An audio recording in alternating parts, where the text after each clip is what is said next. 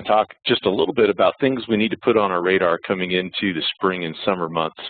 You know, we've seen a great change in the weather the last couple of weeks. The snow's melting, I think, most places. We've got the snow melted. There's a few of you out there that probably still have some snow and ice hanging around. But for the most part, the season is changing, and therefore it's time to take a look at a few things to make sure that we're going to be safe as we get into, you know, part of the year that's going to be in many aspects busier than what we've been doing during the winter months. So we want to talk a little bit about getting ready, you know, and what that means from a training standpoint, as well as getting out and doing some inspections and documentation of hazards around our facilities and in our different operations. As we get done with the winter months, I know it's still technically winter here for a couple more weeks, but as we get done with the winter months, it's time to start proactively getting ready for changes and activities that are coming up.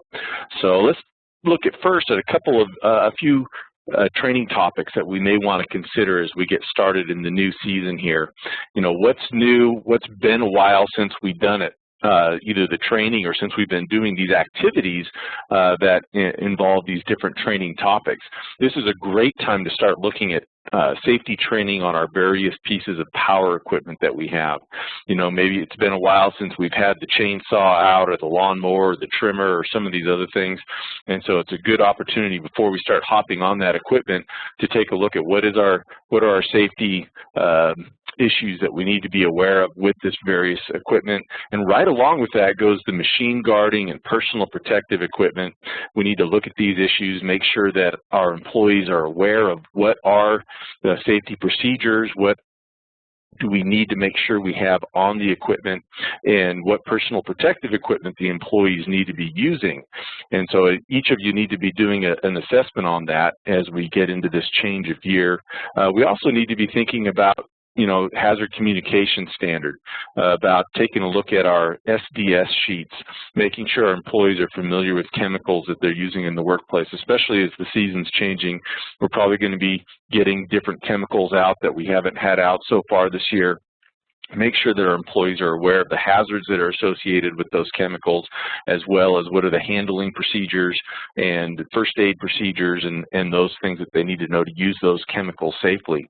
You know, this time of year when we start getting out and using the hand tools a bit more and getting on the power equipment, you know, the likelihood of maybe getting some nicks and cuts and scratches goes up a little bit. Let's take a look at our first aid training. Make sure that our employees are aware of, you know, what's available to them, where the first aid box is, how to use the various pieces of first aid equipment that's available to them, and really important is to make sure they understand the importance of reporting their injuries to their supervisor in a timely manner so that we can take care of any workers' compensation needs, make sure that those employees get medical attention if it's needed. You know, back safety, we've probably been doing some lifting through the winter, but we're going to be doing some different kinds of lifting, and so it's a good opportunity to revisit ergonomics in the workplace, and, you know, how are we going to, you know, make sure that we are safely using our body as a tool, and please avoid, you know, lifting the lawnmower up into the back of the truck by yourself and some of these other things. We need to take a look at that as a group and make sure that we're current on these trainings. Now, that's just a sample of some of the real basic trainings that we may be considering doing. Some of those you can do together as a group, and others you may do on a weekly basis, but these are good things to take a look at with our crews before the season really gets going. You know, we need to be looking at what's changed or what's not changed when we're thinking about our training as well. Have we acquired any new equipment for the new season? Is there aspects of that new equipment that we need to train on and help our employees understand? Or even our old equipment, you know, is there something that maybe in the way we've used that equipment in the past that we need to reevaluate and make sure that we're using it properly? You may be getting some new supplies and different chemicals, different fertilizers or herbicides that you're using, whatever it may be. Take a look at those and make sure that we're revisiting, you know, the SDS sheets. You know, whether it's something new or whether it's something old, we need to make sure that we understand the hazards associated with those activities. Do you have any new people? Have we brought new people on the crew over the summer or over the winter? Or are we going to be bringing on seasonal people? And of course, anytime we have somebody new involved in the mix, we need to make sure that their training is up to speed, as well as our seasoned staff. We need to make sure that we are avoiding any old habits that we have that aren't good, and make sure that as we start these activities in the new year, that we are using and trying to implement the proper procedures to keep us all safe together as we go throughout the year. The great thing about this is it allows us to start out right. If we're going to be pulling this equipment out for the first time this year, let's make sure that the equipment's safe, and let's make sure that we know how to use it safely. You know, it's a good time to reassess what our old bad habits have been, so that we can maybe avoid those and get started doing it right the first time, the first day out. We want to make sure that, you know, the operators of equipment are safe, as well as everybody that's around them while they are engaged in these activities, whatever they may be. Right along with this, it's also very important as the seasons change to take a look at what our facilities and our equipment look like. These things change over the winter. When you have an area that hasn't been accessible for a while, it's been frozen over, you know, there's going to be changes in the condition of that facility or that equipment, or if you've got equipment that hasn't been used all winter long, you know, how did we put it away last year? Was it in really perfect, top-notch condition? Did we go through and do all the maintenance on it over the winter, or do we kind of leave that equipment the way it ended up the season last year? What are some needs that we may have on there? So it's really important to take a look at our equipment and all of our facilities and do some inspections. On our equipment, is there anything that's changed on it? You know, whether it's new equipment or old equipment, we need to take a look at it and make sure that if there's any deficiencies, that we address those now before we get out and use them the first time. We shouldn't wait till that first day of having the mower out there or whatever other piece of equipment that's been sitting for a while to figure out if there's something wrong with it. Now's the time to get at those things, run them through a checklist, make sure that all the guards are in place, make sure they're functioning properly, so that when we get out there the first day that they're going to be safe. You know, make sure we're aware of what we need to do that first time. It also could be a matter of what's good for the equipment. If it's been sitting for a while, it's going to be really helpful to do a mechanical run through on that equipment and make sure everything's clean and functioning properly before we fire it up. Are we going to use things different this year than we have in the past? Are we going to be just going with the status quo, or are we going to identify ways to change how we maintain this equipment and keep track of it? We can really save time by addressing these issues now before the first day of use. If we wait till it's time to roll the mowers out to the park and start cutting the grass to figure out that we've got some issues that need to be addressed, we're going to lose time then when we need to be getting that work done. So let's take a look at all that stuff now and do some inspections on the equipment, you know, whether it's power tools, hand tools, or what PPE do we need to have available? Do we have a good supply of hearing protection, eye protection?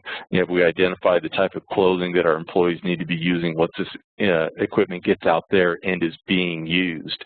You know, and it could be, you know, equipment that we're using in or out of the shop. It could be, you know, that grinder that's got the missing guard on it that we just become accustomed to it being off of there. I think it's kind of important when we think about this, when we talk about how did we put the equipment away last year and what kind of condition should it really be in when we get it out to use this year. I like to think about the analogy of how to boil a frog. You know, we all know that you can, if you throw a frog in a pot of hot water, it's going to try and jump out. But if you leave the frog in there from cold water and gradually heat it up, that frog will stay in that water and boil alive. And it's kind of the same thing with the condition of our equipment. We get accustomed to it not being just right. We get accustomed to figuring out how to make it work when it's, you know, been broken or when parts are missing, or especially safety features. And so let's not be that frog that gets boiled by just being accustomed to using equipment when it's not in top working condition. So let's take a look at that now, make sure it's safe for everybody when we get started. Another thing to think about is our facilities, whether it's your shops, whether it's your parks, your sidewalks, your offices. There's a lot of things that have probably changed over the winter. Aspects and areas of your facilities haven't been accessible during the winter, or they haven't been in use, and so there's going to be changes we need to look at, especially like with parks and the plastic parts of play structures. Those have a tendency to crack and get broken over the winter, so we want to take a look at those and make sure that those are all in safe, usable condition. We're probably already seeing kids starting to show up on the playgrounds, but it's going to get busier. So let's get through and do a good, thorough documentation and inspection on those playgrounds now to make sure they're safe before the usage gets really high. But the same thing with other aspects of our facilities. You know, maybe it's the fences that we haven't been able to get to that we need to have a look at, or maybe it's the, you know, like we said, the walkways or the surfaces. Maybe there's some uneven surfaces, some depressions in the grass and things like that that we need to address. So we need to walk around all of our facilities and just start making notes about what are the things that have been changed over the winter that need to be addressed now. And it's not just parks, but it could also be the streets department. We know that over the winter, you know, maybe a snow plow's caught a hold of that storm grate or a manhole cover, and that's been pulled, especially if it's off to the side of the road. There's a good chance that we may not have seen that, you know, until the snow melted. So we need to get out there and take a look now for some of these deficiencies and make notes of those. You know, signage, what can happen to the signage over the winter? You know, this is, you know, the picture of the stop sign there is similar to something I saw on my street this weekend. You know, as the snow melted, I noticed on Saturday that my neighbor's mailbox was laying in her driveway. Well, I remembered my son told me a couple of months ago that he watched the other neighbor back into the neighbor's mailbox, and he was just sure that it broke the mailbox, but because it was packed in the snow, you know, the mailbox didn't fall over until the snow melted. And so we may see a lot of these conditions, you know, around our facilities, around our streets, and around town, where things are going to start, you know, dropping or showing the evidence of damage they received over the winter, with where maybe the snow and ice was kind of holding things in place or hiding the visibility. So there's going to be a lot of things, you know, months of damage and use that are going to pop up now that we can get an eyeball on. Let's do that as soon as possible. We also want to take a look at walkways. As the ground freezes and thaws, you know, we get movement in the sidewalks. There can also be issues with trails. If you got trails that you don't maintain during the winter and you haven't been out to see them, now's a great time to get out there. Someone needs to go walk those trails and inspect those for safety conditions and issues. But we know that every winter there's going to be some movement in cement walkways, and so we need to identify new trip hazards and get them in our program so that we can address those and mitigate those hazards as we go through as well. Documentation just should almost be synonymous with an inspection program. If we're going out inspecting things, we need a way to keep track of the deficiencies that we identify. And a good documentation program helps us to not only keep track of what we've identified, but also helps us follow through to completion and to make sure that those hazards are mitigated. And so let's take a look at what kind of documentation programs we have. You may have a very specific checklist or inspection form that you use for your parks or for different pieces of equipment, and that's great. Sometimes we just have a general form as well. So you need to do an evaluation. What are the facilities and what are the equipment that we need to have specific checklists for, specific inspection forms on, and what kind of a general inspection form do we have to use so that we can make sure we identify problems and fix them. Remember, we don't want to shoot ourselves in the foot when we fill out an inspection form, and the way we do that is by documenting problems and then not following them through to completion. If we have a record showing that we've identified a problem and not fixed it, that can hurt us as much as it can help us. So make sure that we use documentation, but that we use it in a way that shows that we are doing our due diligence and using it as a tool to help us complete our inspection programs and fix the hazards that we identify. You know, this sample here of an inspection for a portable ladder is a good example of a specific form you may want to have in place for different types of equipment. Like I said, there may be inspection forms specific to your parks or other facilities that you want to make sure you have in place. Customize these forms so that they fit you, so they fit your facility, so they can help you stay on top of what you have identified as areas where you need to inspect regularly. An area where we've seen some problems is with trailers, and you probably have a lot of utility trailers out there that you use in your parks department and otherwise that haven't been used a lot over the winter. It's a good idea to take a look at those right now. Trailers need to be maintained regularly, just like your pickup trucks or your other vehicles do. You know, here at the Trust, I just finished having all the wheel bearings repacked on our trailers because those will get loose and they'll get some damage over time, and we need to make sure that those are in good condition. You don't want to lose a wheel going down the road. There's other aspects of that trailer too. You know, what are your tie downs? Are they in good condition? How does your tongue and your hitch look? And make sure that those are in good working condition. In fact, we had a close call with our trailer just this last week when we went down to the Rural Water Conference. I pulled a trailer down there to St. George, parked it for the week, and when I came back at the end of the conference to hook the trailer up and head home, you know, I'd left the hitch, the receiver, on the back of the truck, and I just assumed that all was good, but I noticed as I was hooking up the trailer that someone had stolen the pin from my receiver hitch. And of course, that could have been a really bad situation, driving down the highway and have that receiver come out and lose the trailer going down the road. And so it's really important that we put an eyeball on these things. You know, the last time we used that trailer, it was in good condition. The last time I put that hitch on the truck, it was secured in place, but you know, that doesn't guarantee that it's still in good condition now when we go back to use it, and it will get wear and tear over the years. So we need to keep an eyeball on those things. You know, just like your vehicles too. Now, most of our motor vehicles we probably use year round, but there are probably some other motor vehicles, whether they just be vehicles that we use around the park or whatever, that are just coming into service again. Really good idea on a regular basis to make sure we're doing an inspection checklist on all of our motor vehicles to make sure they're safe as well. So I'd like you to just take some time and make sure that you're going through and taking a look at your facilities and your equipment and deciding what kind of checklists you should have and inspection forms you should have, and make sure we put an eyeball on everything that we're going to be using and where the use is going to be increasing over the next month. And let's make sure it's in good condition now so that we don't have to lose time later on when we're busier to address some of these issues that are visible now as the snow has melted. Jason mentioned earlier about the MyTrust app. There's the 4.0 version has been released, and as many of you know, the MyTrust app has a tool in there that you can use for doing inspections. It allows you to take pictures of conditions and document what needs to be done and follow them through to completion. So there's just a tool that's available to you to use for general inspections, and can really be a useful thing. So if you are using that app, go ahead and download that new version, because there's some new tools and features that you can use in that app. So today we were just was a quick reminder to take a look at what kind of training we should be doing as the season's changing here, and taking a look at our facilities and our equipment now before the usage goes up and before we get really busy on maintaining everything for our spring and summer activities, so that we can be safe right out of the gate and so that we can be prepared and save ourselves time later on when the season gets busier. And if you got any questions out there, just shoot those in to us, and we can try and answer those. Jason, you put up some polls. Do you want to talk about what we saw in those polls?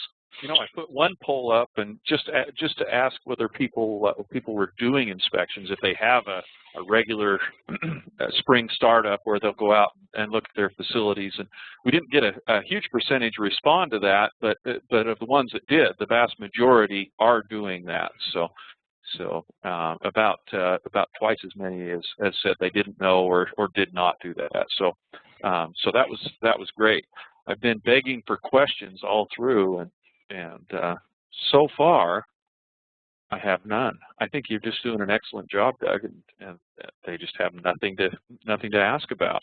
Well, and this topic is really site-specific, and so the big message today is to get out there right now and open your eyes and start thinking about your training programs before we really get into it.